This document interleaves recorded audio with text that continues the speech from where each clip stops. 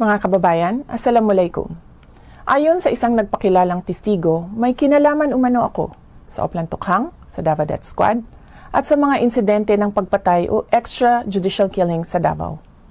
Bago ang script na ito.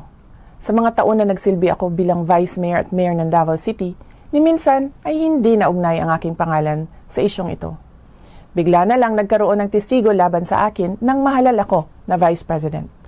At kabilang na nga ako ngayon sa mga akusado sa International Criminal Court.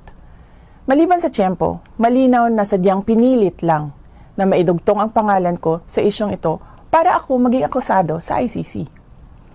Ang pagpupumilit ng ICC na pakialaman ang ating hudikatura ay panghihimasok sa ating soberanya. Paglapastangan ito sa dignidad ng mga Pilipino at sa karangalan ng Pilipinas. Wala na itong debate sa testigo at mga tao na nakapalikod sa kanya.